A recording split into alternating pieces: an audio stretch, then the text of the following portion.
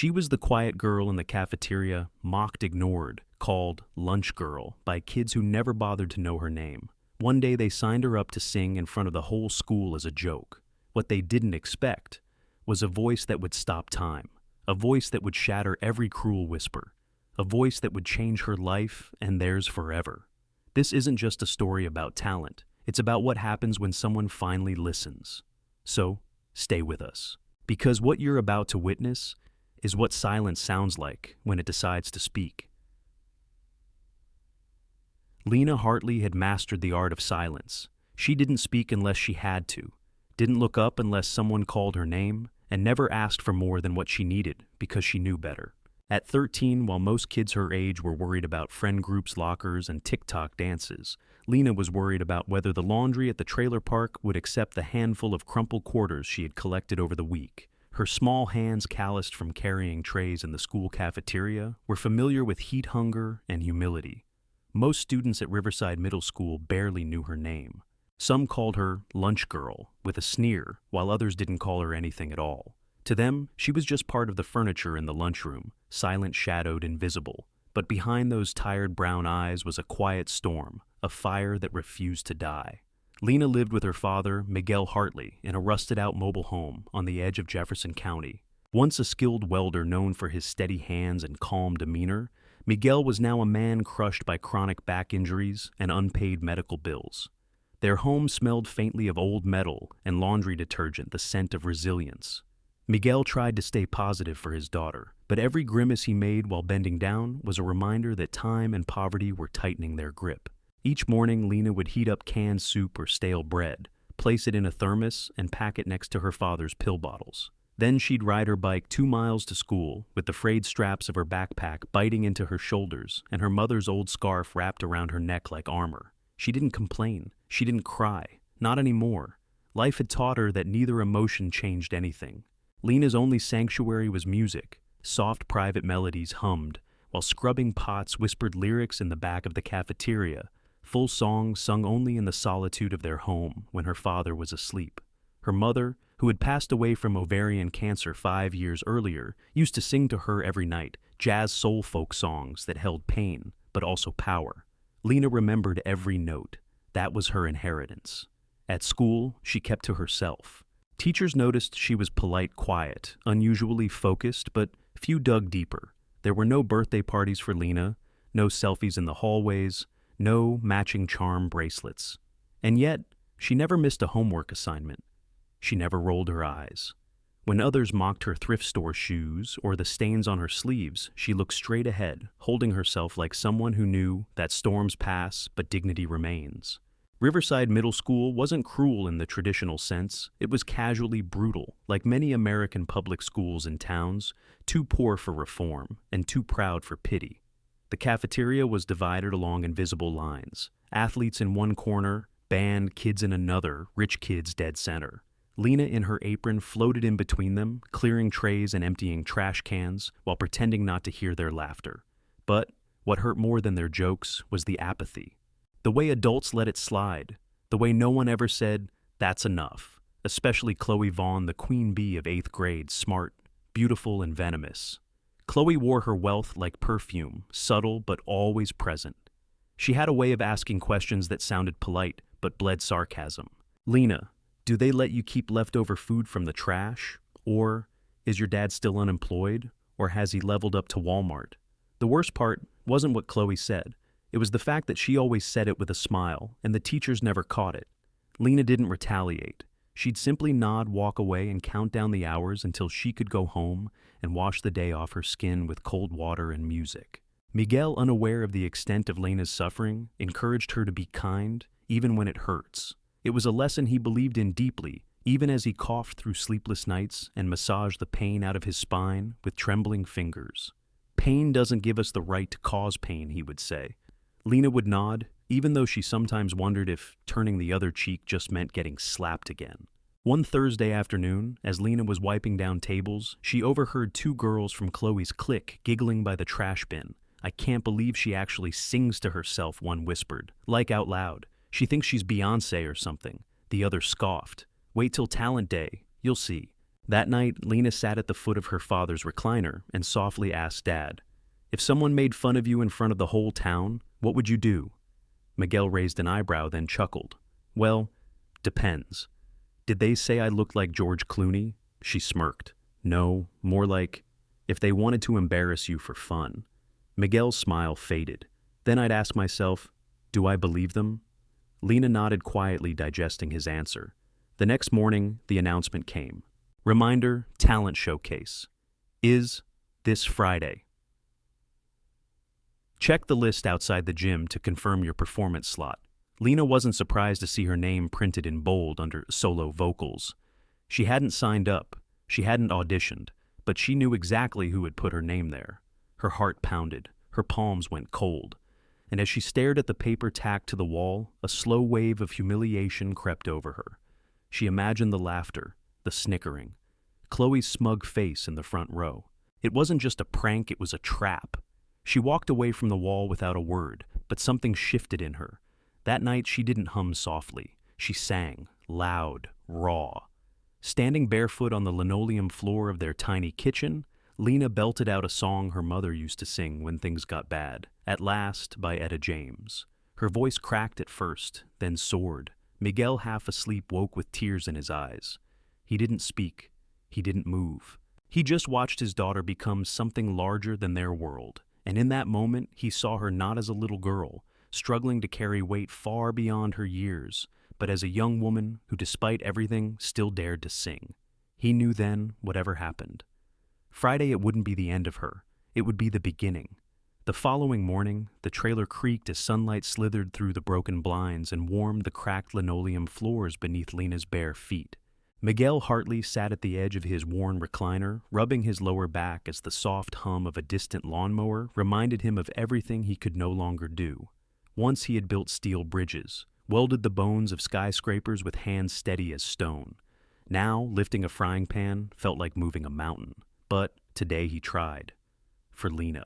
He flipped a single egg into an old pan, pushing aside the guilt that they had no toast to go with it. When Lena emerged from her room, still in her faded hoodie and 2 short jeans, he smiled with the quiet pride of a man who measured wealth in heartbeats, not dollars. "I made breakfast," he said, voice husky, from a night of coughing. Lena sat beside him, the egg split between 2 chipped plates. They ate in silence except for the gentle scratch of forks and the occasional creak of the metal table legs beneath their elbows. She didn't mention the talent show. He didn't mention the song. But in that silence, something powerful passed between them, an unspoken understanding that this Friday could change everything. After school, Miguel walked slowly down the dirt path to their mailbox, a ritual he performed not out of necessity, but out of stubborn hope. Bills, coupons. One letter from the clinic reminding him of the MRI he still couldn't afford. He tucked the envelope into his jacket and stared out across the trailer park, an ocean of tin boxes, faded flags, and satellite dishes pointing skyward like desperate hands. Back inside, Lena was scrubbing the kitchen floor on her knees. "You don't have to do that," Miguel said softly. "I know," she replied without looking up. Her hands moved in circles, her thoughts circling even faster. He watched her, this child who never asked for anything, who wore her mother's memory like a second skin. "You know," he began, hesitating. "Your mom?" When she sang, it was like the walls disappeared. Lena paused, her sponge hovering over a stain. "I remember? She used to say that a song could be a bridge even if you've got nothing else to walk on." He chuckled lightly. "I didn't get it back then. I thought it was just poetry. But now I think music might be the only thing holding us together." Lena stood, wiping her hands on her jeans. "Do you think people can laugh at a bridge?" Miguel looked up, startled by the question. "No, baby. They cross it, whether they like it or not." That night after dinner, split-canned ravioli and tap water, Lena retrieved an old dusty speaker from the closet. It barely worked, but it still played music from a scratched-up iPod she'd salvaged from the school lost and found bin 2 years prior. She scrolled past hundreds of songs, all of them downloaded by her mother before she died, and found the one that had become her armor at last. She played it on loop, mouthing every word, memorizing every breath, every pause, every rise and fall. Miguel sat in the recliner, eyes closed, not sleeping, just listening. The speaker crackled, the wind outside howled, but Lena sang through it all. The trailer, cold and dim, transformed into a concert hall in her mind, with red velvet curtains and golden lights. She imagined the audience standing faces glowing, not laughing. Never laughing, applauding, crying, believing. That fantasy cradled her to sleep. The next morning at school, Lena walked through the halls differently.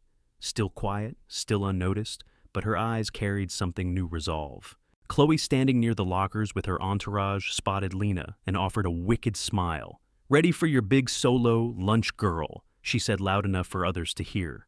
Lena didn't flinch. She looked Chloe in the eye for the first time in years and replied, "Are you?" Chloe blinked. For a second, just a flicker, the queen of the 8th grade looked unsettled, but she quickly covered it with a scoff. "This'll be fun," she whispered to her friends. At lunch, Lena took her usual post behind the serving line, handing out trays of spaghetti and dry rolls. One student, Max Alvarez, paused when he reached her station. He didn't say much, never had, but today he leaned in and said, "I heard you're singing Friday." Lena nodded, unsure what reaction to expect. "Cool," he said. "I'll be watching." Then he walked away. It was the first kind word she'd heard from a peer in weeks. That night, Lena told her father about Max. Miguel grinned. "See, every bridge has someone waiting on the other side." She didn't reply, but the smile tugging at her lips was answer enough. Thursday came like thunder. The entire school buzzed with talent show energy. Posters lined the walls, students rehearsed in corners practicing dance routines, card tricks, stand-up comedy. Chloe was performing a choreographed dance number with her friends. She had coordinated outfits, flashing lights, and even a fog machine. Lena had a borrowed dress, her mother's scarf, and a broken speaker. That evening, while polishing her shoes with a wet cloth, Lena noticed Miguel taping something to the inside of the front door. She walked over. It was a photo creased and fading from a decade ago. Her mother stood between them, one hand on Miguel's chest, the other holding Lena's tiny fingers. Miguel looked younger, stronger. Lena looked innocent. Her mother, radiant. "You'll take us with you up there," Miguel said. "We'll be right behind you." Lena touched the photo gently. "I hope they don't laugh." Miguel shook his head. "If they do, they won't by the end." That night, Lena couldn't sleep. She lay in bed, eyes open, staring at the trailer ceiling, where water stains looked like bruises. She whispered lyrics to herself over and over until they became a lullaby. And just before dawn, as the first bird began to chirp, she whispered, "At last," and let the darkness fade. The morning of the talent show arrived draped in gray skies, the kind of overcast that made the world feel suspended in breathless anticipation. Lena stood before the bathroom mirror in their tiny trailer, her reflection blurry from the steam of her father's coffee pot and the misted air. She wore a second-hand navy blue dress that hung a little too loose around her shoulders and a little too tight at the waist, but it was the nicest thing she owned. Wrapped around her neck, her mother's scarf added something no tailor ever could memory: courage, grace. Miguel peeked in through the cracked door, adjusting the collar of his flannel shirt. "You look like your mother," he said quietly, and for a moment, Lena almost smiled. He handed her a brown paper lunch bag, apple slices, a peanut butter sandwich, and a note she wasn't allowed to read until after the show. "For strength," he whispered. She tucked it into her backpack and stepped out into the chill of the Oregon morning. At school, the atmosphere buzzed with excitement. Students chattered in the hallways, comparing routines, testing microphones, stretching limbs.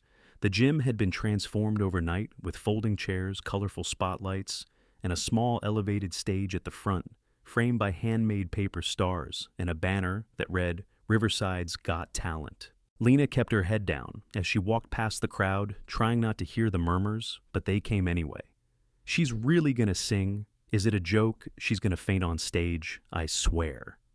In the corner of the gym, Chloe and her group of curated best friends practiced their synchronized dance moves in matching gold sequined tops. Their hair curled and pinned their sneakers pristine white.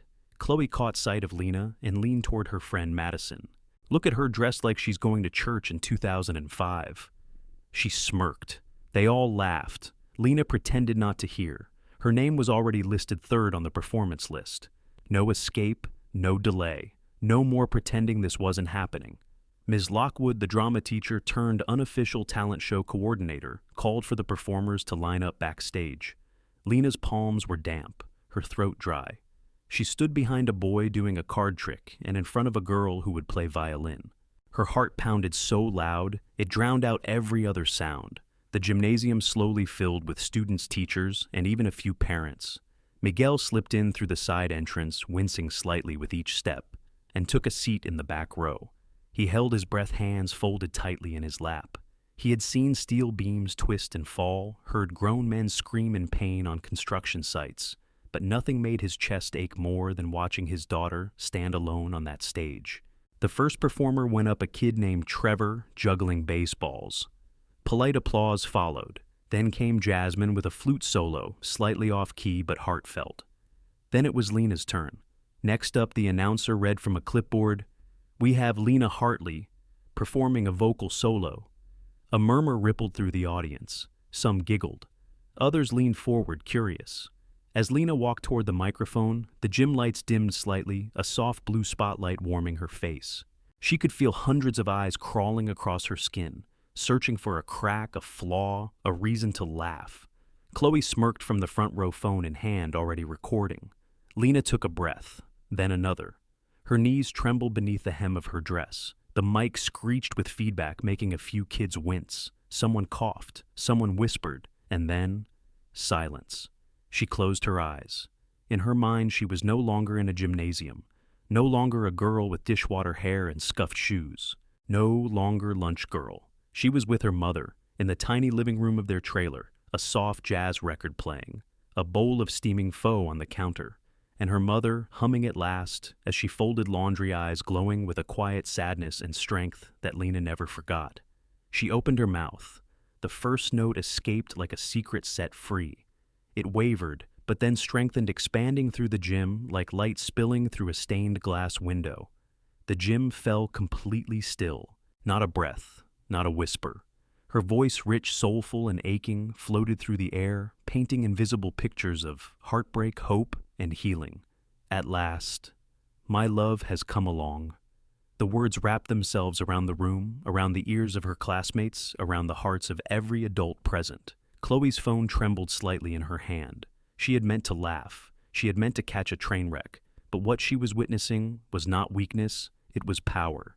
The song continued. Lena's voice climbed higher, stronger, her face glowing with the kind of beauty that comes not from makeup or mirrors, but from survival, from spirit. She wasn't just singing a song, she was telling a story. Her story, her mother's, her father's. And as she hit the final note, a soft tremble of emotion crept into her voice, raw and unfiltered. Then, silence. A stillness so complete, it felt like the world was holding its breath. And then, eruption. Applause thundered from every corner. Teachers stood. Students rose to their feet. Even the janitor clapped from the hallway. Miguel covered his mouth, eyes filled with tears. Chloe sat, frozen lips parted, phone forgotten in her lap. She wasn't the center of attention anymore. Lena was. And not because of pity or spectacle, but because of talent, because of truth. Lena stepped back from the microphone, breathing hard, eyes wide. She looked out across the sea of faces, some stunned, some smiling, some crying, and felt something she hadn't felt in a long time seen. She walked off stage slowly, heart-racing, legs shaky. Backstage, Ms. Lockwood hugged her tightly. That she whispered was real. Lena nodded, too overwhelmed to speak. In her pocket, her fingers found the folded paper her father had given her. She opened it. In Miguel's uneven handwriting were just 5 words. They won't laugh. You'll fly. And she did. The note was small, no larger than her palm, and the edges were slightly frayed from where Miguel had carefully torn it out of a medical booklet he'd used for scrap paper. The ink was fading slightly, written with a pen that probably barely worked, but to Lena, it glowed. They won't laugh. You'll fly. She read it once backstage, then again. Then a third time as the muffled sound of applause for the next act reached her ears like waves crashing from a distant shore. Her fingers curled around it as if it were a lifeline, a tether anchoring her to the very person who had believed in her when no one else did. She didn't know whether to laugh or cry, so she just stood still, breathing in the scent of the cheap gym curtain and dust from the stage lights, letting the moment wrap around her like the warmest coat she'd ever worn. That single sentence had held more power than all the jokes and mockery she'd endured for years. It didn't just predict her triumph, it gave it purpose. On the other side of the curtain, Lena could hear students whispering, not with mockery this time, but with amazement. "Did you know she could sing like that? That sounded like the real deal. I got goosebumps." Ms. Lockwood approached her quietly and knelt so they were at eye level. "Lena," she said gently, "a man from the Regional Performing Arts Board was in the audience today. He was only supposed to stay for the first 10 acts. He left after your song. I think he went to make a call." Lena blinked. "What does that mean?" Ms. Lockwood smiled. "It means you may have just opened a door you didn't even know existed." Lena didn't know how to react. She was still trying to process the idea that people had clapped for her at all. She'd spent her whole life fading into the background, like a shadow. Now, the world seemed to be turning toward her, like sunflowers chasing the light. Still holding the note, she made her way through the backstage hallway, headed toward the small exit door that led to the side of the gym where Miguel always sat. Her legs trembled slightly with every step, not from fear, but from a sort of emotional exhaustion she'd never felt before. The exhaustion that comes when the body finally stops defending itself after years of constant emotional battle. As she pushed open the door, sunlight poured in through the gym's side windows, and there he was. Miguel Hartley standing slowly with one hand pressed against his lower back and the other extended toward her. She moved into his arms without a word. He hugged her tight, his fingers cradling the back of her head like she was still a child needing comfort. But this time, she was the one who had brought the light. "You did it," he whispered. "You really did it." She pulled back slightly, just enough to look into his eyes. "They stood, Dad. They stood up for me." Miguel nodded. "Because you stood up for yourself first." They walked slowly out of the building, past students who now looked at Lena, not with ridicule, but with awe. Some smiled shyly at her. A few even nodded respectfully. Chloe, standing near the water fountain with her phone in her hand, didn't say a word. She looked like she wanted to, but the words weren't coming. Her smirk was gone, replaced by something Lena couldn't quite define. Shame, maybe, or regret. But Lena didn't stop. She didn't gloat. She just walked on her father's hand in hers, her mother's scarf around her neck, and that little folded note burning a permanent place in her pocket. Back at home, the trailer felt different. Not newer, not cleaner, but warmer. Miguel made her favorite dinner, fried rice with canned pineapple and scrambled eggs, and they ate on the porch in silence as the sun dipped behind the treetops. Birds chirped. A car engine roared in the distance. Lena closed her eyes and let the wind rush through her hair. "Dad," she said softly. "What happens now?" Miguel leaned back in his plastic chair. "Now, you keep singing. And if someone tries to make you small again, you show them that note." She reached into her pocket and pulled it out, unfolded and worn now from her constant touching. "I don't think I'll ever forget this," she whispered. "I hope you don't," he replied, "because there will be days even after this one when the world will try to shrink you back down. But you don't belong in a corner, Lena. You never did." That night, Lena fell asleep with the note clutched in her fist, her chest still rising and falling with disbelief. She had sung her heart out, and for once the world had listened. She dreamed of velvet stages and roaring crowds of her mother, standing in the front row, applauding with glowing eyes. But more than that, she dreamed of the peace, a kind of stillness inside her that she had never known. The following morning, as Lena walked into school, everything was subtly different. No one threw paper balls at her in the hallway. No one muttered "lunch girl" under their breath. Some kids waved. Others just watched her pass with new eyes. The walls of judgment that had encased her for so long were beginning to crack. And when she opened her locker, taped to the inside, was another note this time, anonymous. It read, "Thank you for your voice. You made me cry, in a good way." Lena stared at it for a long moment, then folded it carefully and placed it next to her father's note.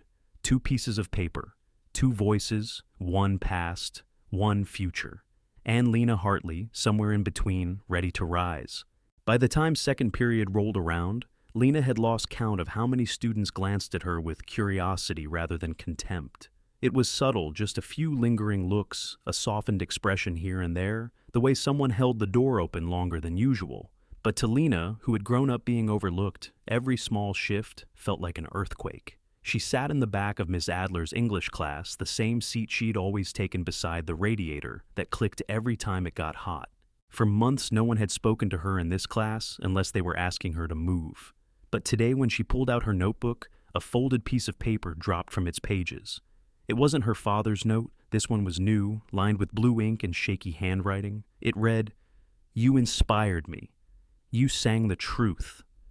Lena blinked, stunned.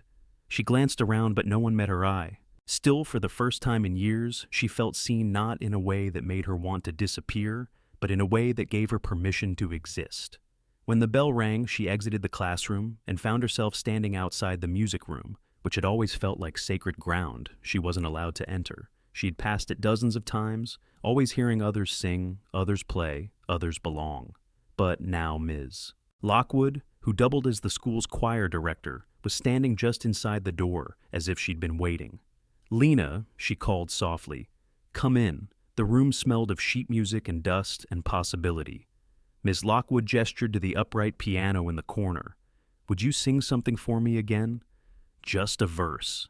Anything." Lena hesitated, then walked slowly to the center of the room.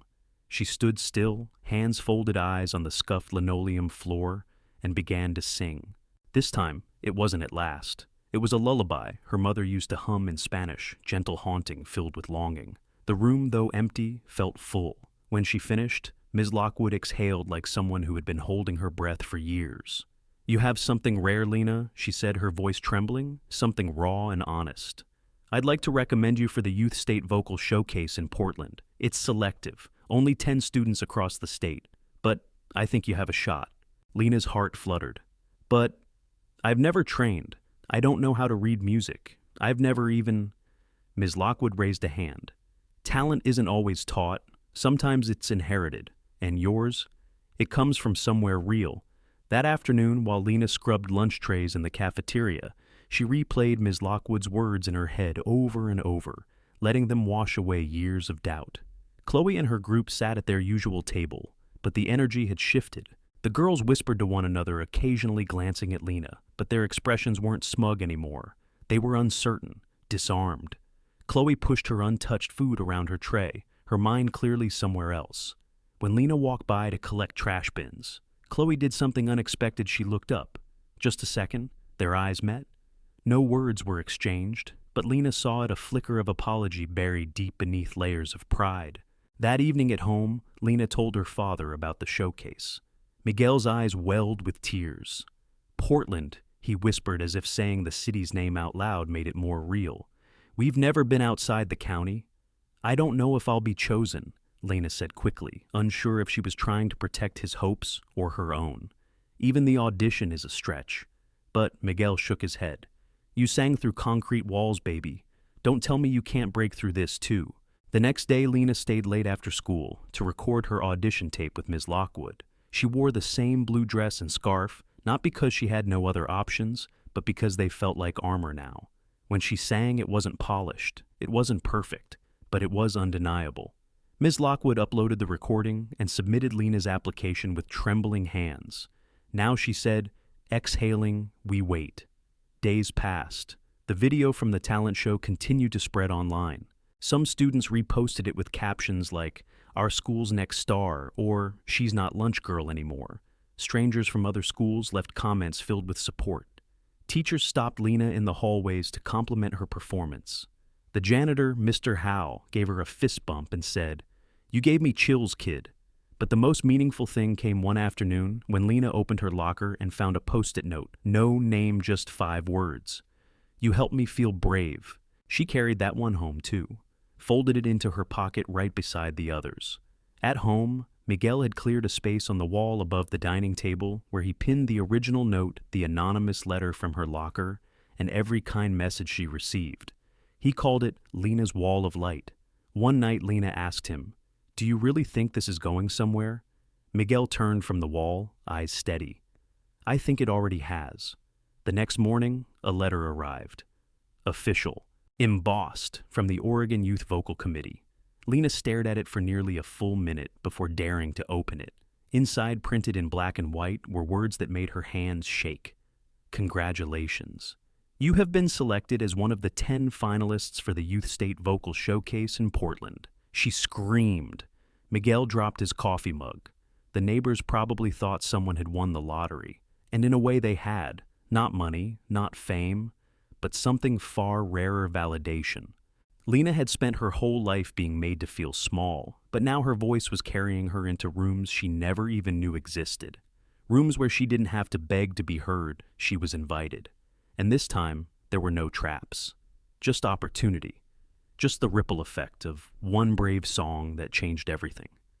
The letter sat on the kitchen table, like a crown untouched and glowing beneath the weak overhead light that flickered every time the fridge kicked in. Lena read it again and again, as if the words might vanish if she blinked too long. "You have been selected." That line rang in her head like a church bell, constant, overwhelming, impossible to ignore. Miguel was still reeling. He must have read the letter 20 times, pacing back and forth in their cramped kitchen, like a man who couldn't quite believe he wasn't dreaming. Portland, he kept repeating under his breath. My baby girl's going to Portland. It didn't matter that they didn't know how they'd get there. It didn't matter that her shoes were worn thin or that her dress was secondhand. In that moment, none of it mattered, because for once, Lena was being invited in, not forced to push her way through the door. That night, she couldn't sleep.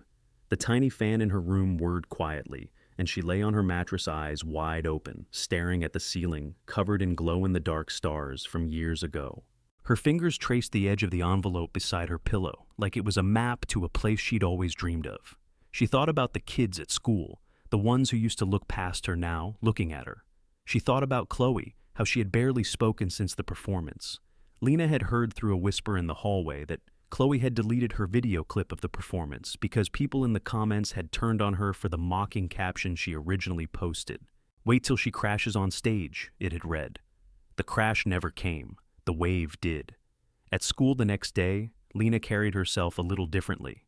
Not arrogantly, she didn't know how to be that way, but grounded like someone who knew the ground under her feet finally belonged to her.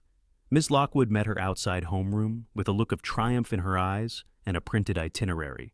We'll leave Friday morning, stay through the weekend. I'll be your chaperone, she explained. There's a rehearsal Friday night, and then the showcase is Saturday. You'll perform third. Lena nodded, every word hitting her like a heartbeat. Her mind was already spinning. How would they afford the hotel? Did she need new clothes? Would people laugh at her again? Ms. Lockwood seemed to read her thoughts. I've already arranged everything. The school has a small fund for exceptional students. You qualify. Lena wanted to cry, but the tears wouldn't come. Her entire life had been shaped by needing to ask, to beg, to prove she was worthy of scraps. And now, someone had done the work for her. Someone believed. When she got home that night, Miguel was waiting with something wrapped in tissue paper. It's not much, he said, handing it to her like it was made of glass. Inside was a pair of black flats, gently worn, but freshly polished. I found them at the thrift store, almost your size. Figured they'd be better than those old sneakers. She held them like they were diamonds. They're perfect. Miguel looked away, blinking fast. You're gonna be on a real stage, baby. Lena nodded. And I'll make sure they hear every note. The night before they left for Portland, Lena packed her dress, her scarf, the shoes in a small notebook, where she had written down her song lyrics, little affirmations from her father, and a sketch of her mother's face drawn from memory. She added her 3 folded notes, her dad's original message, the anonymous thank you from her locker, and the latest one someone had slipped onto her tray at lunch, sing like no one ever silenced you. She tucked them into the notebook like they were pages in a sacred book. As she zipped her bag, Miguel sat beside her and handed her a small box. Open it when you're about to go on stage, he whispered. It's from your mom. Lena tilted her head. How she left it with me before she died. Said to give it to you when you were ready to be who you are. That night, she barely slept. The trailer felt like a balloon about to burst with hope. Early the next morning, they stood at the Greyhound station, Miguel holding a thermos of weak coffee and waving as Lena boarded the bus with Miss Lockwood. Her father's image grew smaller in the side window, but his presence never left her chest. She kept her hand over the pocket where the small box sat. The bus rolled forward and the landscape shifted from familiar pines and crumbling billboards to the clean, sharp edges of city skylines. Portland was louder, faster, more alive than Lena had expected. Cars honked. People moved with purpose. Skyscrapers blocked the sun. But when they arrived at the hotel, the receptionist smiled, addressed Lena by name, and handed her a key card. She'd never used a key card before. Her room had clean white sheets, a view of the city, and a desk with bottled water. She sat on the bed, stunned by the silence. It was the silence of a world that wasn't falling apart. Rehearsals that evening were held in the Grand Hall of the Northwest Youth Center, a soaring auditorium with velvet curtains and wooden floors so polished they reflected every light like glass. Lena stood backstage watching the others, some with vocal coaches, some with tailored suits and perfect diction. They looked expensive. She felt a twinge of doubt, but then she remembered her scarf, her shoes, her father's voice. They won't laugh, you'll fly. When her name was called for sound check, she stepped forward slowly, the weight of her hometown, her father, and every slammed locker door pressing against her spine. The stage lights hit her eyes. The microphone stood waiting, and with one hand over her chest, she began to sing, just one verse. But it was enough to make the sound engineer look up. It was enough to make Ms. Lockwood press her hand to her heart. It was enough to prove that Lena Hartley didn't need a spotlight to shine. She brought her own, and the invitation she never expected had become the stage she was always meant for. The morning of the showcase arrived shrouded in the kind of heavy silence that felt sacred rather than empty, as if the world itself were pausing to inhale before something important happened. Lena awoke early hours before her alarm and sat at the edge of her hotel bed legs, dangling above the unfamiliar softness of a mattress that didn't sink in the middle. The sun was just beginning to spill across the Portland skyline, tinting the glass buildings with hues of gold and blush. In her lap was the small box her father had handed her 2 nights ago. The one he said was from her mother. She hadn't opened it yet. She had held it during the rehearsal, tucked it beneath her pillow, traced its edges as if it held a key to everything she'd lost and everything she might become. Now, with her fingers trembling slightly, she untied the faded ribbon. The box gave a small sigh as it opened. Inside, wrapped in a swatch of blue satin that looked like it had once been a piece of her mother's favorite dress, was a locket. Silver, simple, slightly tarnished, shaped like a teardrop. She opened it carefully, and inside was a photo. One side showed a tiny Lena with wild curls clutching a microphone made from tin foil and cardboard, her eyes wide with wonder. The other side held a photo of her mother, Maria Hartley, smiling at the camera with that familiar glint of mischief in her eyes. Behind the photos tucked into the frame was a note written in looping cursive, "For the day your voice finds its place, I'll be in every note." Lena swallowed hard, the breath catching in her throat. For a long moment, she just sat there clutching the locket against her chest, tears pooling, but not falling, suspended like her emotions, half in grief, half in power. She slipped the locket around her neck and held it just below her mother's scarf. Her armor was complete. Downstairs in the hotel lobby, Miss Lockwood waited with a thermos of tea and her binder of notes, pacing like a nervous parent before a big recital. When she saw Lena, she stopped mid-step. "You look," she said, her voice catching. "You look like yourself." Lena nodded. "I brought her with me." They arrived at the Northwest Youth Center auditorium an hour before showtime. The building buzzed with energy, students pacing hallways, doing breathing exercises, tuning instruments, sipping water. Some had entourages, some had stylists. Lena had her voice, her scarf, and her mother's locket. That was enough. Backstage, the curtain was heavier than she remembered. The room felt colder, more clinical. She stood in the wings, waiting, listening to the first 2 performers, a girl who played a flawless Chopin prelude, followed by a boy who sang Broadway with crisp diction and polished charm. Then it was her turn. "Next, please welcome contestant number 3, Lena Hartley, with a vocal solo," the announcer said. The applause was polite but indifferent. Lena stepped into the light. Her flats made almost no sound against the wooden floor. She walked to the center of the stage, adjusted the microphone, and let her eyes scan the crowd, just once rows of unfamiliar faces. A few judges in the front, scribbling on clipboards, and one empty seat near the back. That seat, she imagined, belonged to her mother. She took a breath, closed her eyes, and then she sang. Not the full ballad, just the first note. But it was enough to make the audience collectively pause, enough to silence the program rustlers and coughs, enough to draw every eye forward like a magnet. Her voice was not perfect, but it was honest, woven with something rare, a kind of lived-in heartbreak that could only come from someone who had known silence too long. She didn't sing like she was performing. She sang like she was remembering. Every lyric carried the weight of cold nights in a trailer, of missed meals, of hands scrubbed raw in a cafeteria sink. But it also carried the warmth of lullabies and whispered encouragements of fatherly pride and invisible maternal strength. The locket on her chest pulsed with every vibration. Her scarf lifted slightly with the air. And when she reached the final line, soft, broken, beautiful, she let it linger not for effect, but because she didn't want to let it go. Then silence. Real silence, the kind that follows something too sacred to interrupt. Then slowly hands came together, a few at first, then more, then the whole room. And then rising above it all, the judges stood. A standing ovation. Lena's heart didn't race, it steadied. This wasn't adrenaline, this was alignment. This was home. She bowed slightly, stepped back, and exited the stage, the applause echoing behind her like wind through trees. Backstage Ms. Lockwood had tears running silently down her cheeks. "You did it," she whispered. "No."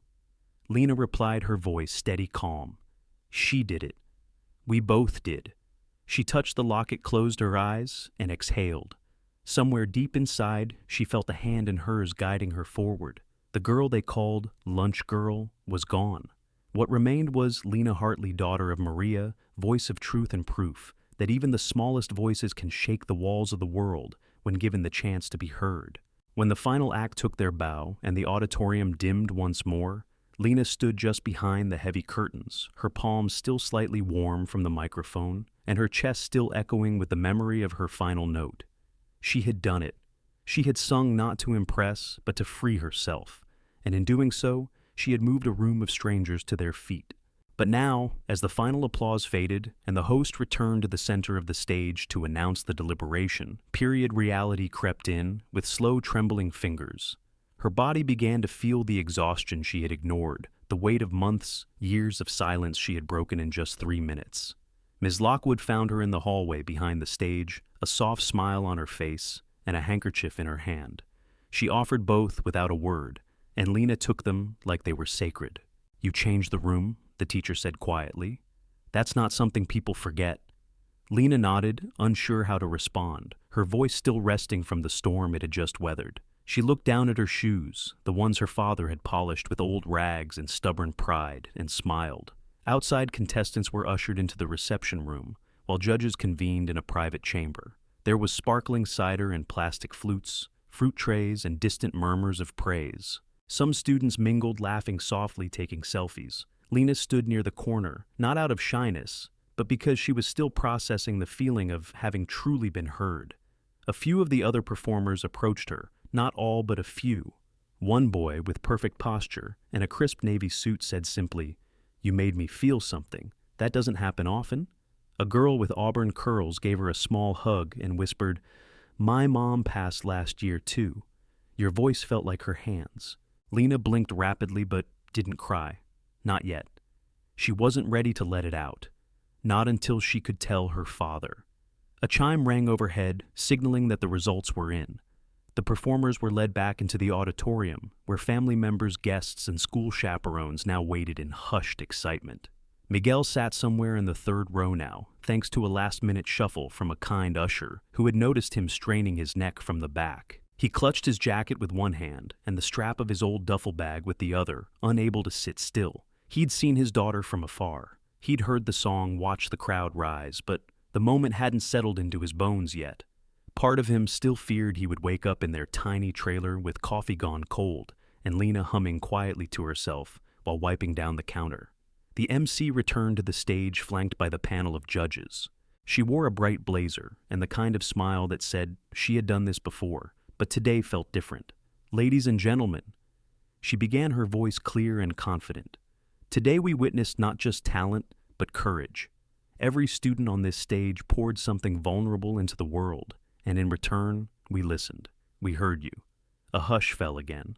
Lena sat between two other performers, one drumming his fingers nervously on his knees, the other whispering a prayer into her sleeve. This year, the MC continued. The Oregon Youth Vocal Committee has selected one student from the finalists to receive a special mentorship grant, an opportunity to study under a professional artist and record their first studio piece. Lena's heart skipped, not skipped, as if deciding whether it dared to believe. "This year's recipient," the woman said, pausing as the room held its breath, "is Lena Hartley of Riverside Middle School." For a moment, Lena didn't move. She didn't blink. The name echoed through her ears like someone had shouted it underwater. Then the sound of clapping, the loud, unmistakable kind that was real, brought her back. She stood slowly. Ms. Lockwood's hand gripped her shoulder in support. As she made her way to the stage, the lights no longer felt blinding. They felt welcoming. Miguel rose to his feet, clapping harder than anyone, his smile wide and trembling, the corners of his eyes flooding with tears he no longer cared to hide. Lena stepped up beside the MC, accepted the certificate, and leaned into the mic, not to sing this time, but to speak. Her voice was soft, but steady. "Thank you. I never thought I'd be here. I used to think my voice didn't matter, that no one wanted to hear it, but someone did. My dad, my mom, Ms. Lockwood, and now, all of you. So, thank you for listening." The applause returned not just for the moment, but for what it meant for every quiet kid who'd ever been overlooked, for every voice that trembled before it soared. Backstage again, the chaos of celebration swirled around her, but Lena found a quiet corner and pulled out the box of notes from her pocket. She unfolded the original one from her father. "They won't laugh, you'll fly." She added a new one she had written on the back of her award envelope. "They heard me. Mom." Then she tucked them away. Outside the auditorium, Miguel was waiting. When she saw him, Lena didn't speak, she just ran into his arms. He hugged her tightly, burying his face in her hair. "You didn't just fly," he whispered. "You lit up the whole sky." She laughed finally, letting the tears fall. "It's just the beginning," she whispered back. And it was. The bus ride back to Jefferson County was quieter than the one heading to Portland. Not because there was less to feel, but because there was so much more. So much that neither Lena nor Ms. Lockwood could put into words. The city skyline faded behind them, like a dream slipping into memory, replaced once again by pine trees, sagging power lines, and roads Lena knew by heart. She sat by the window, her award letter folded tightly in her backpack, her locket warm against her skin, and her fingers tracing the edge of the new note she'd written. "They heard me. Mom." Each passing town blurred together, but the reflection in the glass reminded her that she wasn't the same girl who had left. She had stepped onto that stage not expecting anything, and now she carried something that would outlast applause belief. Belief from others, and more importantly, belief in herself. When the Greyhound finally hissed to a stop at the weathered station outside town, Miguel was already there, leaning against the rusted fence with a bouquet of wildflowers clutched in one hand, clearly picked from the patch behind their trailer. His eyes lit up when he saw her, and for the first time, Lena didn't feel small walking toward him. She felt like a comet returning home. They didn't say much right away. He handed her the flowers. She took them. And then they just held each other beneath the gray Oregon sky, with the distant smell of rain and the faint hum of a car engine somewhere in the hills. That night, Lena sat in the center of their tiny kitchen table, with Miguel on one side and a small chocolate cupcake with a plastic candle on the other. "It's not your birthday," he said with a shrug, "but I figure a voice like that deserves cake." She laughed, blew out the candle, and for the first time in a long time, wished for nothing, because she had everything she needed. The next day at school was surreal. Students who had never spoken to her now stopped her in the hallways with awkward compliments. "Hey, that was really cool," said Max, the quiet boy from algebra. "I didn't know you had pipes like that." Some teachers printed out the local newspaper article that had mentioned her win and posted it on their bulletin boards. Chloe, however, remained silent. She didn't approach. Lena didn't comment, didn't look her way in class. But something had changed. Lena could feel it. The power dynamic had quietly shifted. Lena no longer felt like she had to dodge Chloe's gaze because she no longer feared it. Ms. Lockwood surprised Lena during third period with an envelope and a subtle smile. "You got mail?" Inside was a letter from the Oregon Youth Music Conservatory inviting her to participate in a summer mentorship program led by professional vocalists. Expenses covered, travel arranged. Lena stared at the letter in disbelief. Miguel cried when she showed him. He said nothing at first, just held it, his thumb rubbing gently over the crest at the top, as if trying to memorize every line. "Your mother would have lost her mind," he whispered with a chuckle. "She'd be organizing fundraisers and screaming at the neighbors." Lena smiled. "You're doing a pretty good job on your own." That weekend, their trailer buzzed with visits from neighbors, a local reporter, and even the school principal, who presented her with a framed certificate of recognition from the district. But beyond the formalities, what mattered most were the quiet moments, like when Lena sat on the porch steps humming to herself and watching the sun dip below the trees, or when Miguel came out with 2 mugs of warm cocoa and joined her in the silence. "You change the way they see you," he said, "and maybe the way they see girls like you." Lena didn't reply. She just leaned her head against his shoulder, listening to the night. The stars above them didn't shine any brighter than usual, but Lena swore they looked different, less distant somehow. Back at school, the whispers of mockery that had once chased her were gone, replaced now with something closer to awe. Some students asked if she would sing at graduation, others asked if she could teach them. Lena politely declined most requests, not because she didn't want to share her voice, but because she had learned its value. It wasn't entertainment, it was her story, her armor, her gift. One afternoon, while collecting her belongings from the choir room, she found a note tucked into her music binder. It read, "I'm sorry, I was jealous. I shouldn't have treated you like that. You deserved the stage. It wasn't signed." But Lena knew the handwriting. Chloe. She folded it carefully without resentment and placed it beside the others in her notebook. She didn't need revenge. She had already won. And somewhere inside, she hoped Chloe had learned that silencing someone doesn't make your own voice louder. It just proves how afraid you are of what theirs might say. That Friday, Lena performed one final song at the school's year-end assembly, not because she had to, but because she wanted to. She chose a song her mother used to hum, On Rainy Days One, that spoke of resilience and rising tides. She sang it not just for herself, but for every kid who ever felt invisible. And when she finished, the standing ovation wasn't loud, it was reverent. A recognition not just of her voice, but of her journey. When the curtains fell that day, Lena didn't walk away as the lunch girl anymore. She walked out as a storyteller, a survivor, a spark that refused to die. And even though the lights dimmed, the echo of her voice stayed behind, stitched into the walls of the gym, into the pages of her school's memory, and into the hearts of those who, once too blind to see, now couldn't forget her even if they tried.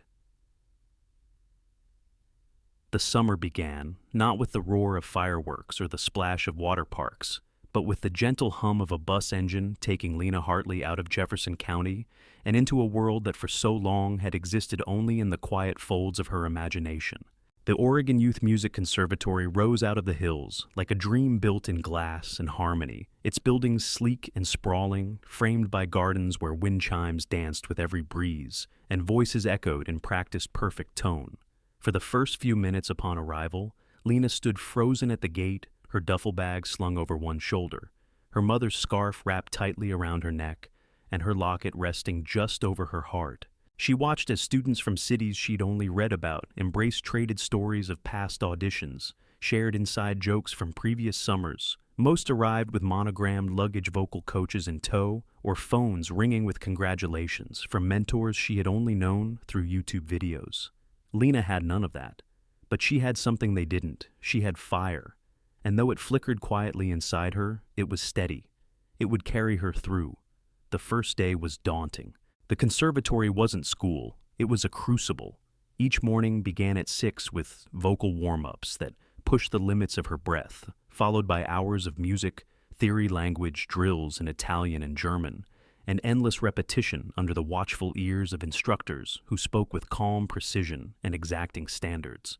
At first, Lena felt overwhelmed. She couldn't read sheet music fast like the others. She didn't know the right terminology. And her clothes, simple, thrifted, clean, but unbranded, made her feel like a whisper in a room full of polished speeches. But something shifted on the third day when one of the instructors, a tall woman with silver-streaked hair named Vivienne, paused Lena mid-verse during a master class. The others had sung before her, technical, beautiful, but hollow. When Lena sang, it wasn't flawless. Her tone wavered in the first few bars. But Vivienne didn't stop her. She let her finish.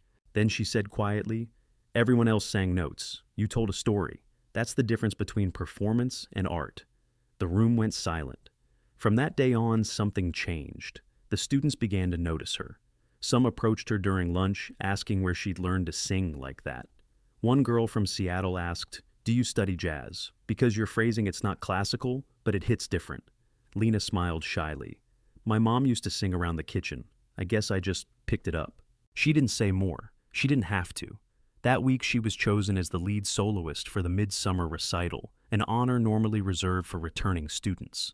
Miguel, still at home, couldn't afford to attend, but he called every evening. Sometimes he didn't speak much, just listened as she described her day. And each time before hanging up, he'd say, "Sing it," like she's still listening. Lena knew who he meant. On the night of the recital, Lena wore a borrowed black gown from the conservatory's donation closet. She stood in the wings of the grand amphitheater, her fingers shaking just slightly, clutching a note Miguel had slipped into her bag before she left. She hadn't opened it yet. She didn't want to until now.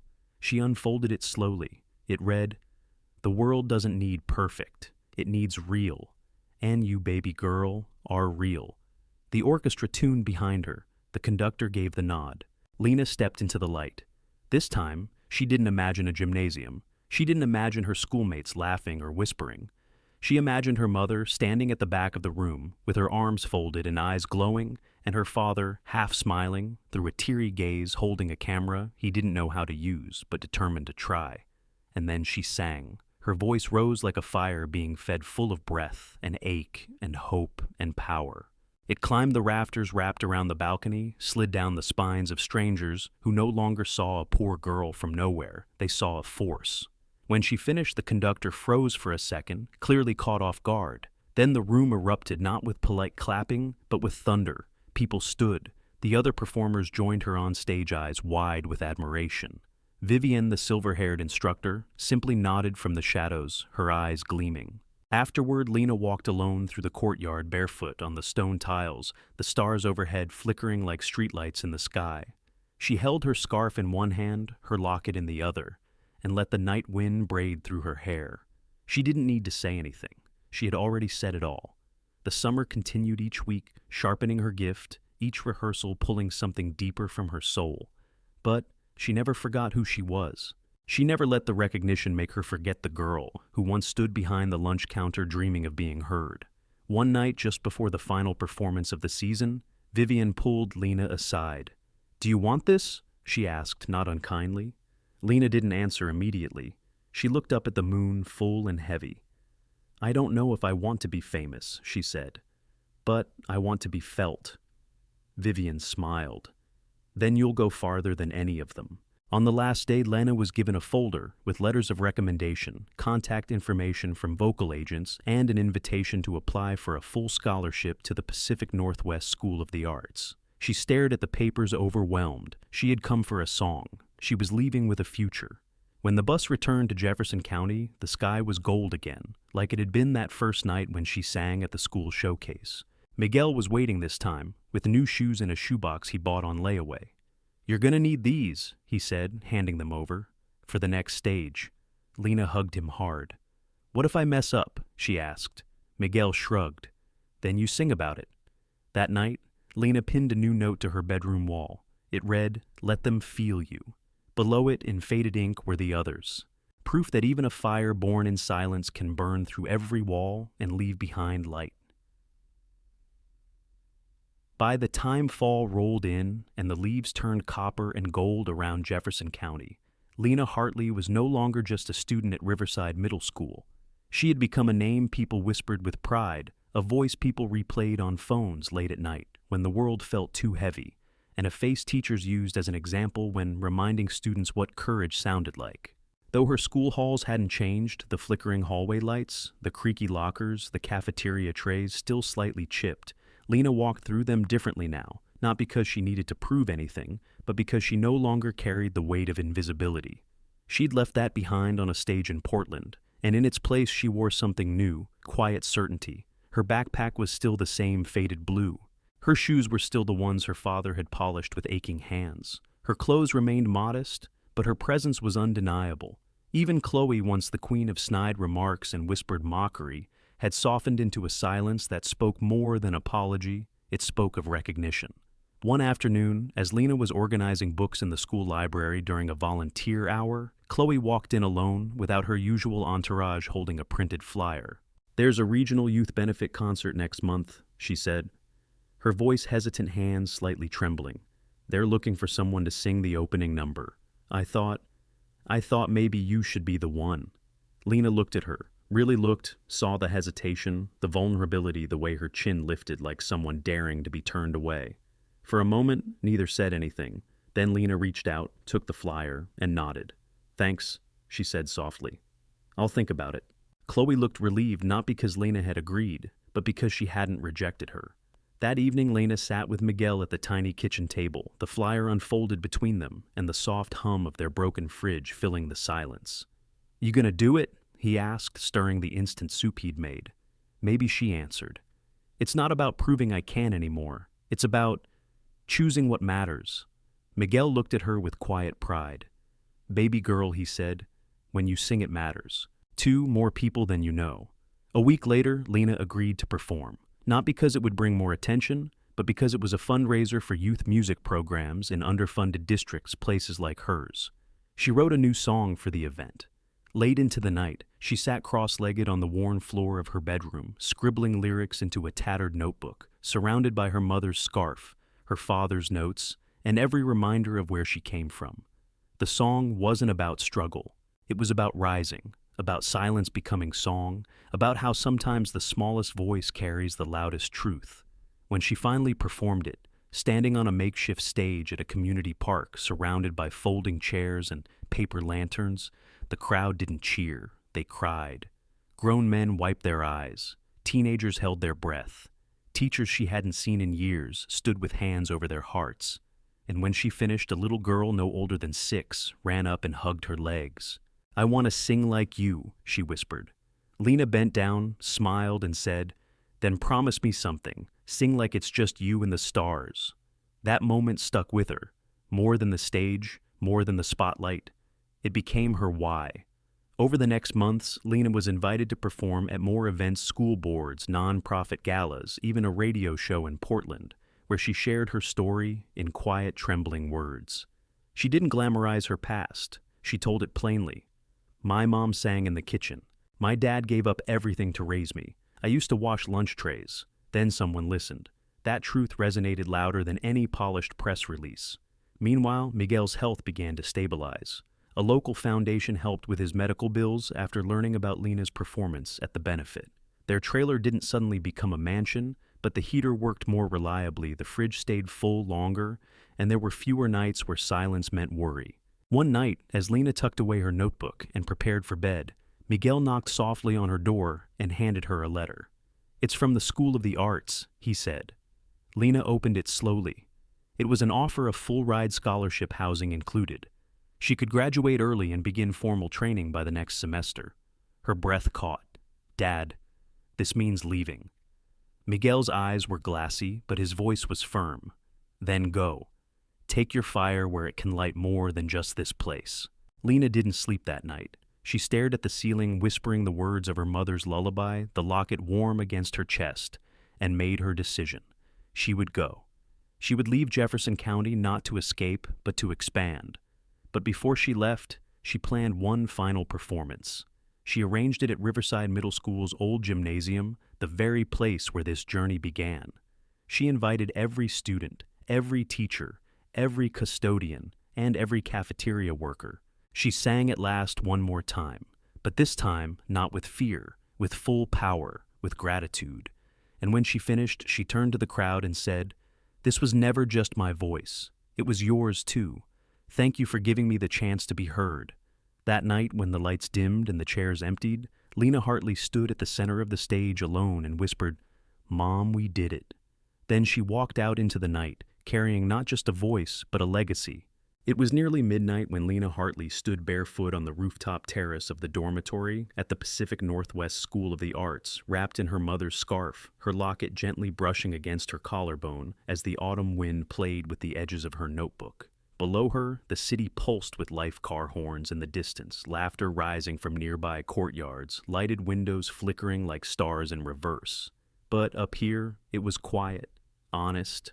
The kind of silence that felt earned, like the pause after a final note lingers in the air and nobody wants to move. She looked up at the sky, a familiar sky, the same one that hovered over Jefferson County, and she imagined the faces still there, her father sitting by the radio with a cup of reheated coffee, Chloe reading books with a different softness in her gaze, Max smiling quietly as he passed her old locker, the lunch trays still clattering in the cafeteria, the radiator still clicking in the back of Ms. Adler's classroom.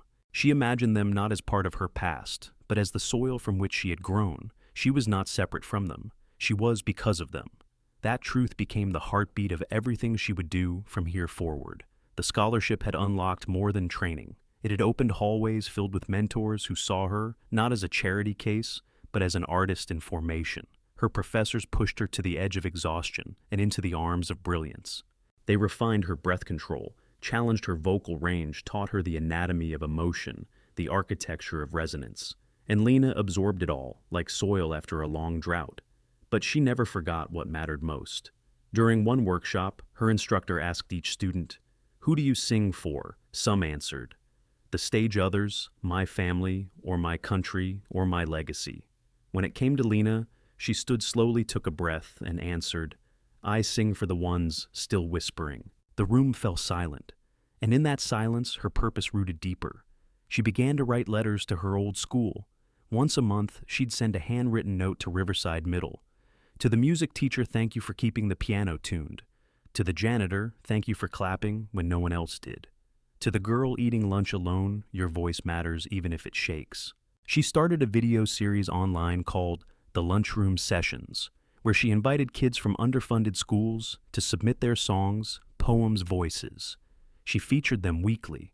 She didn't perform, she listened, amplified, celebrated, and slowly she built a platform where silence no longer equaled invisibility. Her following grew not from virality, but from authenticity. People didn't just admire her, they trusted her. Labels reached out. Talent scouts called. She thanked them kindly and kept walking her own path. She wasn't chasing fame, she was curating impact. One day she returned to Jefferson County, not as a student, but as a keynote speaker for the statewide Youth Empowerment Summit. She wore the same navy dress, the same scarf, and those shoes her father had polished years ago. She walked into her old gymnasium, now renovated the walls, painted fresh, the stage lights no longer flickering, and she stood at the very microphone where it all began. 5 years ago, she told the crowd someone wrote my name on a sign-up sheet as a joke. They wanted to hear me fail. But the truth is, when you've spent your whole life being quiet, even a whisper can sound like thunder to the right ears. She didn't perform that day. She passed the mic to a girl named Trina, 15 shy, with a voice like honey and a story of her own. Lena sat in the front row, smiling, clapping, crying, quietly. Because that's what legacy looks like, not being the loudest voice in the room, but the one who made space for others to speak. After the event, she visited her father. Miguel had retired from physical work, but he now ran a community music center from their old trailer, offering free lessons, instrument access, and soup on rainy nights. "I used to weld steel," he said with a grin. "Now I weld songs." Lena helped paint the new sign, Hartley Center for Voices Unheard. That night, as they sat on the porch with mismatched mugs and a sky full of stars, Miguel handed her one last folded note. His handwriting was shakier now, but still proud. "Your voice healed more than you'll ever know," it read. She held it to her chest next to the others. She had collected dozens over the years. Some were from strangers, others from students. One, yellowed with age, simply said, "You gave me permission to dream again." Lena never kept her trophies in glass cases. She framed the letters instead. They lined her walls like hymns. And every time she sang, every time her voice reached someone just before they gave up, she whispered to herself, "This is for the ones still whispering." Because Lena Hartley had learned the greatest truth of all. A voice raised with heart does more than echo. It heals. It holds. It builds bridges out of silence. And sometimes it doesn't need to shout to change the world, it just needs to be heard. She never asked to be the center of attention. She just wanted to be heard. And when the world finally listened, they didn't just hear her voice, they felt her truth. From cafeteria shadows to concert stages, Lena Hartley proved that a whisper, when it carries enough heart, can shake walls. So, if you've ever been silenced, overlooked, laughed at for dreaming, remember her story. Because maybe your voice is the one someone else is waiting to hear. If this story moved, you don't let it stop here. Share it. Comment below with the moment you found your voice. And subscribe to Flow Story, where every quiet soul gets a chance to speak loud.